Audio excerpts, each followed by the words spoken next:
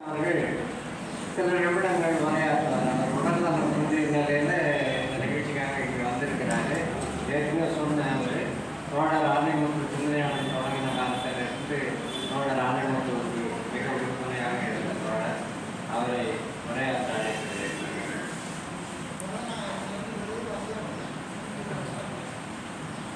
பெரியவர்களை, தோழர்களை, அரியலூர் என்றால் ஆசை தங்கவர்கள் யாருக்கும் இருக்கும்.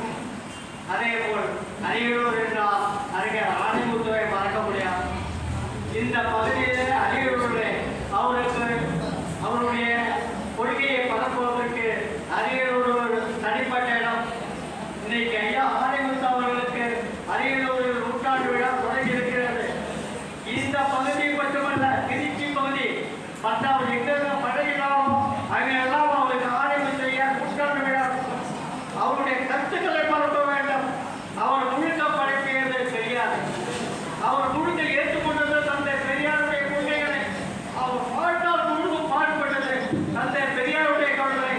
அவர் வாயு அடங்கும் வரை பெரியாருக்கு எப்பொழுது பெரியாருக்கு எப்படி அவர் இறப்பு வரை அவருடைய கொள்கைகள் கொண்டு வாழ்ந்தாரோ அதே போல அவரை பாடிக்கையிலே கடைசி வரை பார்க்கும்போது போலும் முழுக்க முழுக்க தந்தை பெரியாருடைய கருத்துக்களை இந்த மக்களிடத்திலே விதைக்க வேண்டும், நிறைந்து கொண்டு இருந்தார்.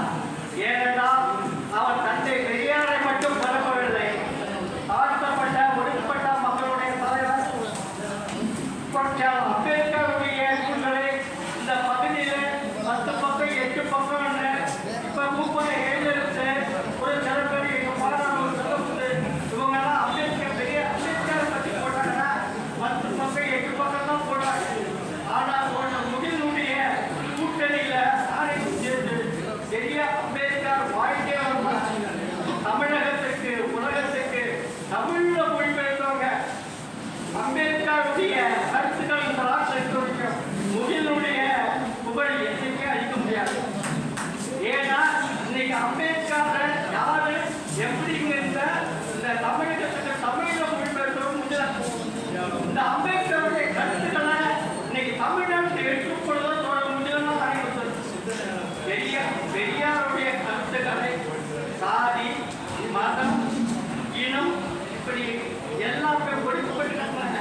இந்த ஒடுக்கப்பட்ட மக்களுக்கு கடவுளுங்கிற பேரால, நாதங்கிற பேரால, ஜோதிடங்கிற பேரால இந்த மக்களை அடக்கி ஒடுக்கி வச்சுருப்பான். எல்லா இடத்துலையும் போயிட்டு இருக்கலாம். ஆனால் பள்ளிக்கூடத்துல பாப்பானுக்கு பள்ளிக்கூடம் அவனை படிக்க வச்சான். இங்க உடைக்கிற மக்களுக்கு படிப்பை என்னன்னு தெரியாம இருந்தது. இந்த படிப்பை கொண்டுட்டு வந்தது. இந்த படிச்ச உடைக்கிற மக்களுக்கு படிப்பை கொண்டது, அவங்களுக்கு அறிவை கொண்டு வந்தது. எல்லா அரசு ஊழியர்களும் ஒடுக்கப்பட்ட மக்கள் பாடுபட வேண்டும், அரசு ஊழியராக ஆக்க வேண்டும் என்று தன்னுடைய வாழ்நாள் மூச்சு பாடுபட்டவர் தெரியாது. அவருடைய கொள்கைகளை, அவருடைய கருத்துக்களை தமிழகத்தில் மட்டும் இல்லை, வட மாநிலங்களில் இருந்து பல ஆண்டுகள் பல மாநிலங்கள் பெரியார்